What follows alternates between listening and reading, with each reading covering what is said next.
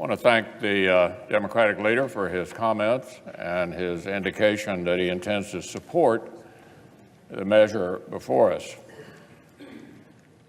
I think if we've learned anything, during this process, it's that a strategy to shut down the government over the issue of illegal immigration is something the American people didn't understand and would not have understood in the future.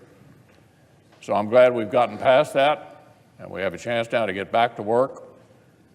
And therefore, Mr. President, I ask unanimous consent that the mandatory quorum call be waived. Is there objection? Without objection.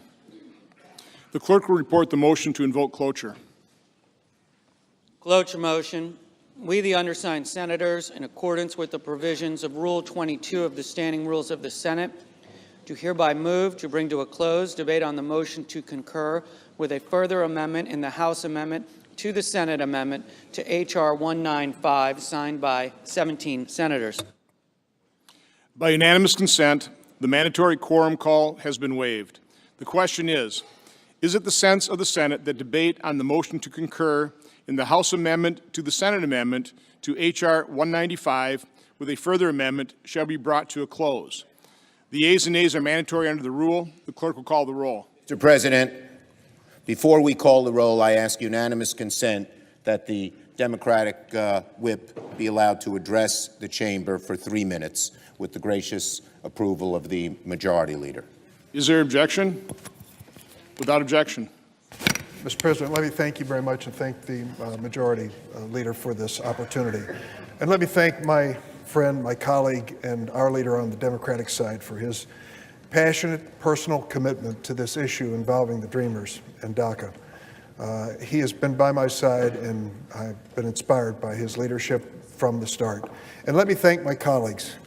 So many of you cast a vote that was very hard and very difficult because you believed, as I did, that the issue of immigration, the issue of the Dreamers, is the civil rights issue of our time.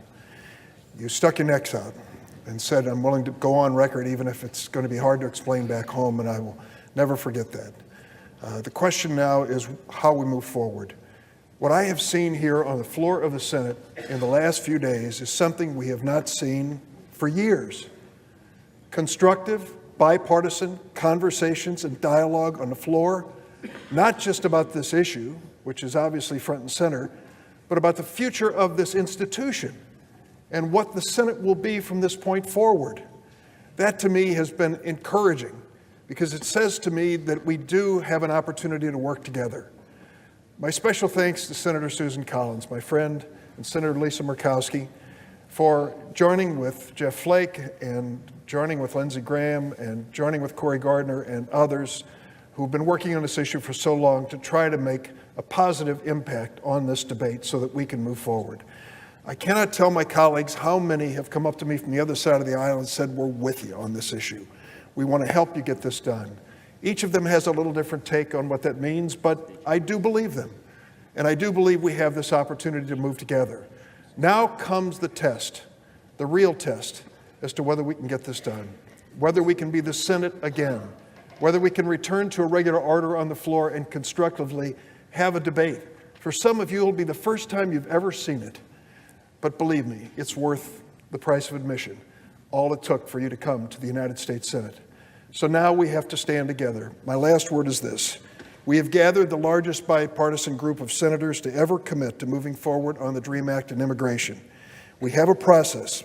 I want to thank Senator McConnell for explicitly saying today it will be a level playing field. It will be open to both sides. We will move to the issue, as you characterized it this morning, of DACA and immigration. Thank you for doing that. I believe that sets the stage for us to work together. For the first time in 5 years, we will have a debate on the floor of the Senate on the DREAM Act and immigration. To all the Dreamers who are watching today, don't give up.